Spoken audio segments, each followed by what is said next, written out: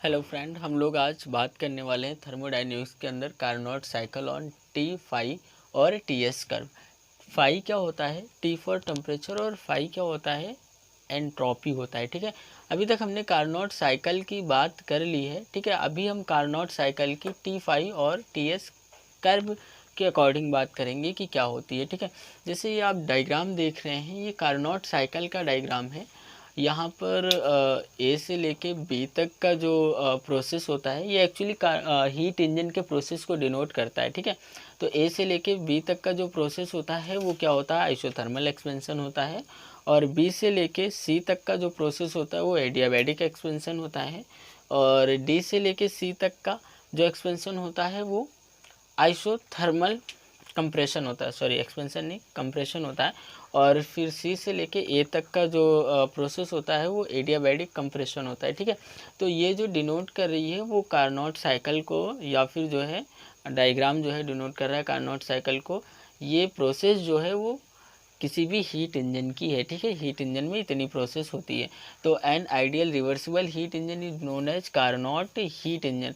तो कोई भी आइडियल रिवर्सिबल हीट इंजन होगा वो कार्नोट हीट इंजन होता है। ठीक है, पीवी कर्व, ये जो कर्व है ये किस पे बना है? प्रेशर और वॉल्यूम पे। ठीक है, प्रेशर और वॉल्यूम पे। तो PV curve which show the working Carnot heat engine is known as Carnot cycle. ये जो पीवी कर्व है वो क्या शो कर रहा है? Working of Carnot heat engine. इसी को क्या बोलते हैं? कार्नोट साइकिल बोलते हैं। ठीक है, working of Carnot consist of 4 process. Working of Carnot heat engine होगा यहाँ पर कितनी प्रोसेस को जो है कंसिस्ट करता है? तो आइसोथर्मल एक्सपेंशन और एडियाबैटिक एक्सपेंशन और आइसोथर्मल कंप्रेशन, एडियाबैटिक कंप्रेशन। अगर आपने वो कार्नोट साइकिल वाली वीडियो नहीं देखी है तो उससे जाके देखें, तभी ये वीडियो समझ में आने वाली है। और उसके पहले एक फर्स्ट लॉ के एप्लीकेशन की वीडियो है, उसे देख लें, तभी ये जो है आइसोथर्मल एक्सपेंशन क्या होता है या एडियाबैटिक एक्सपेंशन, ये सारे प्रोसेस हमने करा रखे हैं उस वीडियो में। अगर बात करें आइसोथर्मल में क्या होता है, तो यहाँ पर क्या होता है? टेम्परेचर में चेंज नहीं होता है। चेंज इन टेम्परेचर कितना होता है? 0 होता है।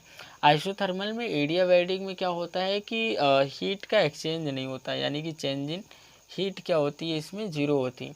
तो अभी के लिए इतना समझो कि आइसोथर्मल एक्सपेंशन में क्या होता है कि टेम्परेचर में कोई चेंज नहीं होता है। ठीक है, और एक्सपेंशन या कंप्रेशन जितने भी जितने भी आइसोथर्मल और एडियाबैटिक प्रोसेस है उसमें यही होता है, चाहे वो एक्सपेंशन हो या कंप्रेशन हो। उसमें क्या होता है कि टेम्परेचर का कोई चेंज नहीं होता और हीट का एक्सचेंज नहीं होता। एडियाबैटिक में ये इंसुलेटिंग मटेरियल का बना होता है। ठीक है, तो इसमें हीट का एक्सचेंज नहीं होता है। जो भी वेसल्स होता है इसमें वो इंसुलेटिंग मटेरियल का बना होता है, तो हीट का एक्सचेंज नहीं होता है।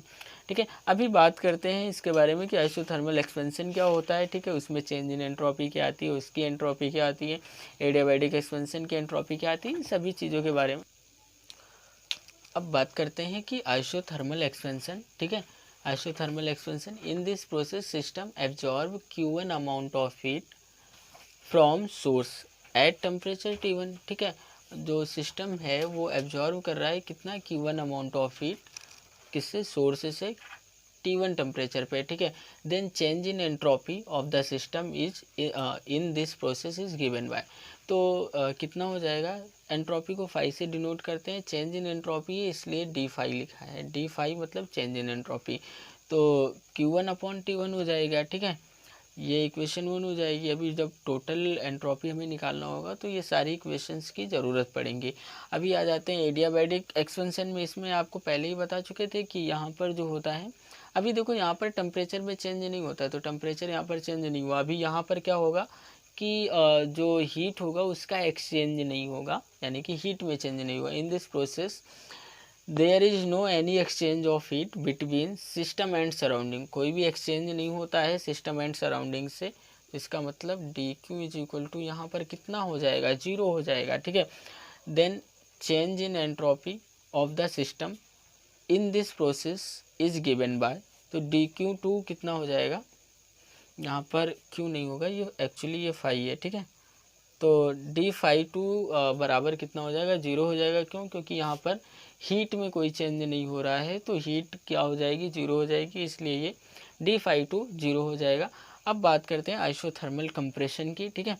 तो इसमें क्या होता है, इन this process system reject D Q amount, यहाँ पर क्या कर रहा है, रिजेक्ट कर रहा है D Q amount of heat, ठीक है, of heat to sink at temperature T2, कितने टेम्परेचर पे, T2 टेम्परेचर पे सिंक को जो है सिस्टम क्या कर रहा है, रिजेक्ट कर रहा है heat. The change in entropy of the system in this process is given by, तो यहाँ पर जो चेंज इन एंट्रोपी आ जाएगी वो क्या हो जाएगी, d∅3 is equal to minus, यहाँ पे क्या कर रहा है, हीट को रिजेक्ट कर रहा है इसलिए यहाँ पर माइनस का साइन आ रहा है, तो माइनस Q2 अपॉन में T2।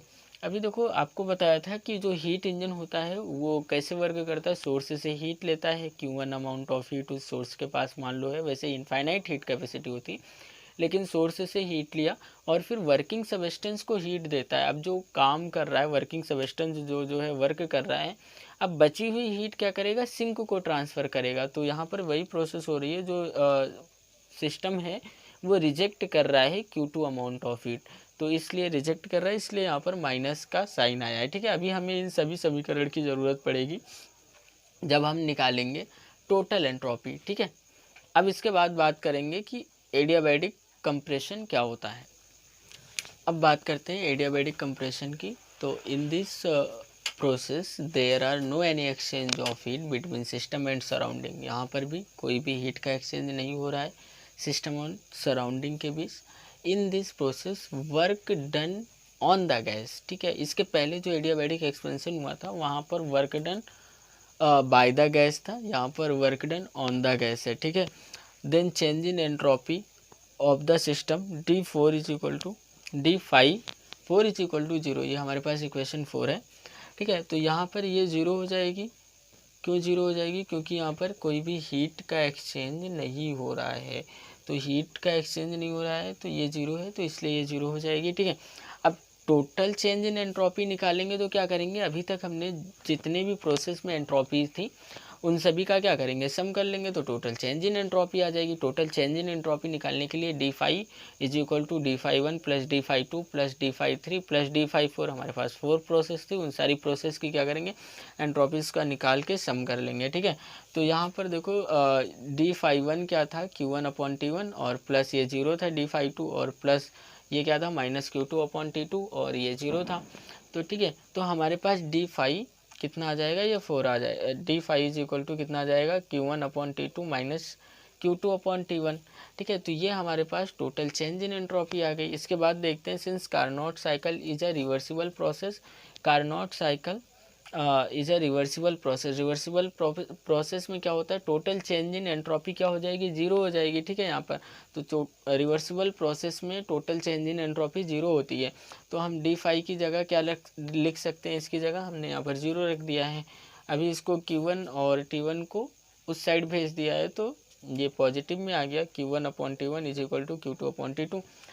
तो एन से इफ़िशियंसी लिखते हैं, ठीक है। अभी इसकी इफ़िशियंसी अगर इसके अकॉर्डिंग देखें तो ये लिख सकते हैं 1/1 माइनस, अभी यहाँ तक हमारी चेंज इन एंट्रोपी थी, ठीक है। इसके बाद हम जो है रिवर्सिबल प्रोसेस में ये 0 हो जाएगा, तो इसकी इफ़िशियंसी की बात करें तो ये क्या हो जाएगा, ईटा equal 1 minus Q2 upon Q1, या फिर इसको ऐसे भी लिखा जा सकता है। अभी देखो यहाँ पर जो ये था इसको इधर भेज देंगे तो T2 अपॉन T1 हो जाएगा और इसको इधर भेज देंगे, ठीक है। देखो एक्चुअली यहाँ पर किया क्या जा रहा है कि इस ये जो आया है इसको हम ऐसे लिख सकते हैं,